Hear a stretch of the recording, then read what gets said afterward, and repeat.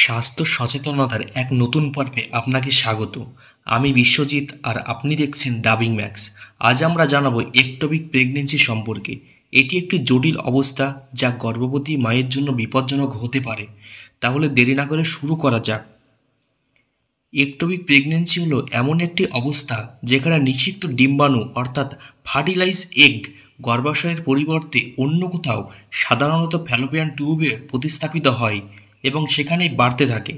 এটি একটি গুরুতর চিকিৎসা সংক্রান্ত সমস্যা, কারণ গর্ভাশয়ের বাইরে কোনো অঙ্গে ভ্রূণকে পর্যাপ্ত পুষ্টি ও জায়গা দিতে পারে না, ফলে জটিলতা দেখা দেয় এবং জীবনহানিরও ঝুঁকি তৈরি করে। এই একটোপিক প্রেগনেন্সির কিছু বিশেষ কারণে হয়, যেমন দেখবেন, বিভিন্ন কারণে নিষিক্ত ডিম্বাণু গর্ভাশয়ে পৌঁছতে না পেরে ফ্যালোপিয়ান টিউবের মধ্যে বা অন্য কোথাও বসতে পারে। তারাও আবার বিশেষ সাধারণত কারণ আছে। 1. Fallopian tube blockage. যদি টিউব সরু বা বাঁকা হয় তবে নিষিক্ত ডিম্বাণু গর্ভাশয়ে যেতে পারে না। 2. হরমোনজনিত সমস্যা। কিছু কিছু হরমোনজনিত ভারসাম্যহীনতার ডিম্বাণু স্বাভাবিকভাবে চলাচলে বাধা সৃষ্টি করতে পারে। 3. ইনফেকশন বা প্রদাহ। পেলভিক ইনফ্লামেটরি ডিজিজ, অর্থাৎ শর্ট ফর্মে এটিকে পিআইডিউ বলা হয়, বা আগের কোনো ইনফেকশন ফ্যালোপিয়ান টিউবে ক্ষতি করতে পারে। 4 নম্বর, আগে যদি একবার একটোপিক প্রেগনেন্সি হয়ে থাকে তাহলে পুনরাবৃত্তির সম্ভাবনা বেড়ে যায়। 5. ফার্টিলিটি ট্রিটমেন্ট, আইভিএফ, ক্লোমিফেন ইত্যাদি প্রজনন সহায়ক চিকিৎসার কারণে কখনো কখনো একটোপিক প্রেগনেন্সির ঝুঁকি বেড়ে যেতে পারে। এবার বলবো একটোপিক প্রেগনেন্সির লক্ষণগুলো কিভাবে বুঝবেন আপনারা। শুরুর দিকে একটোপিক প্রেগনেন্সি উপসর্গ সাধারণ গর্ভধারণের মতোই হতে পারে, যেমন পিরিয়ড মিস হওয়া, বমি ভাব, বুকে টান লাগা ইত্যাদি ইত্যাদি। তবে কিছুদিন পর থেকেই বিশেষ কিছু উপসর্গ দেখা যায় যা বিপজ্জনকও হতে পারে। তলপেটে একপাশে তীব্র ব্যথা, সাধারণত যেখানে ভ্রূণ প্রতিস্থাপিত হয়েছে সেই পাশে ব্যথা অনুভব করবেন। দ্বিতীয়ত হলো অস্বাভাবিক রক্তক্ষরণ। এটি গাঢ় লাল বা বাদামি রঙের হতে পারে এবং সাধারণ পিরিয়ডের মতো নয়। তৃতীয়ত হলো কাঁধে ব্যথা। অভ্যন্তরীণ রক্তপাত হলে রক্ত ডায়াফ্রাম পর্যন্ত পৌঁছে গিয়ে কাঁধে ব্যথা সৃষ্টি করতে পারে। চতুর্থত বলা যেতে পারে জ্ঞান হারানো বা দুর্বলতা। যদি টিউব ফেটে যায়, যাকে বলা হয় টিউবাল রাপচার, তবে রক্তচাপ হঠাৎ কমে যেতে পারে, ফলে মাথা ঘোরা বা জ্ঞান হারানোর সম্ভাবনা থাকে। একটোপিক প্রেগনেন্সির জটিলতা। যদি একটোপিক প্রেগনেন্সি নির্ধারিত সময়ে ধরা না পড়ে তবে এটি মারাত্মক হয়ে উঠতে পারে।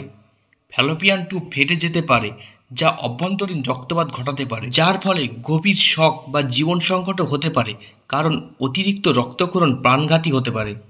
ভবিষ্যতে গর্ভধারণের সমস্যা হতে পারে, বিশেষ করে যদি 1 বা 2টি টিউবাল ক্ষতিগ্রস্ত হয়। একটোপিক প্রেগনেন্সি কীভাবে নির্ণয় করবেন? যদি চিকিৎসকের সন্দেহ হয় এটি একটোপিক প্রেগনেন্সি হতে পারে, তবে তিনি কিছু পরীক্ষা করাতে পারেন। প্রথমত হলো রক্তের এইচসিজি লেভেল পরীক্ষা। গর্ভধারণের হরমোন বেটা এইচসিজি যদি স্বাভাবিকের তুলনায় ধীর গতিতে বাড়ে তবে এটি একটোপিক প্রেগনেন্সি হতে পারে। দ্বিতীয়ত আল্ট্রাসাউন্ড বা ইউএসজি, ট্রান্সভ্যাজাইনাল সোনোগ্রাফি, বা এটাকে শর্ট ফর্মে বলা হয় টিভিএস, এর মাধ্যমে ভ্রূণের গর্ভাশয়ের ভিতরে আছে কিনা সেটা নির্ধারণ করে। তৃতীয়ত হলো পেলভিক পরীক্ষা। চিকিৎসক অভ্যন্তরীণ পরীক্ষার মাধ্যমে দেখতে পারেন যে কোনো অস্বাভাবিক ফোলা বা ব্যথা রয়েছে কিনা। একটোপিক প্রেগনেন্সির চিকিৎসা, মেডিকেশন। যদি একটোপিক প্রেগনেন্সি খুব প্রাথমিক অবস্থায় ধরা পড়ে এবং টিউব এখনও না ফাটে তবে মেথোট্রেক্সেট নামক ওষুধ দেওয়া হয়। এটি গর্ভস্থ টিস্যুগুলোকে গলে যেতে সাহায্য করে এবং অস্ত্রোপচারের প্রয়োজন হয় না। দ্বিতীয়ত সার্জারি বা ল্যাপারোস্কোপিক সার্জারি। দ্বিতীয়ত হলো সার্জারি বা ল্যাপারোস্কোপিক সার্জারি। যদি অবস্থার অবনতি হয় বা ওষুধে কাজ না করে তাহলে ল্যাপারোস্কোপিক সার্জারি করা হয়। এর মধ্যে 2টি পদ্ধতি থাকতে পারে। এক হলো স্যালপিঞ্জেস্টোমি, টিউব কেটে ভ্রূণ বের করে দেওয়া হয় তবে টিউব রেখে দেওয়া হয়। আর 2 হলো স্যালপিঞ্জেক্টমি, পুরো টিউব কেটে বাদ দেওয়া হয় যদি এটি মারাত্মকভাবে ক্ষতিগ্রস্ত হয়। তৃতীয়, জরুরি সার্জারি। যদি টিউব ফেটে গিয়ে রক্তপাত শুরু হয় তবে জরুরি অবস্থায় সার্জারি করা হয়। এটি সাধারণত খোলা অস্ত্রোপচারেই হয় এবং বিশেষ কারণে রোগীকে ভর্তিও থাকতে হয়। একটোপিক প্রেগনেন্সি প্রতিরোধের উপায়। যদিও একটোপিক প্রেগনেন্সি পুরোপুরি প্রতিরোধ করা সম্ভব নয়, তবে কিছু সাবধানতা মেনে নিলে ঝুঁকি অনেকটা কমানো যায়।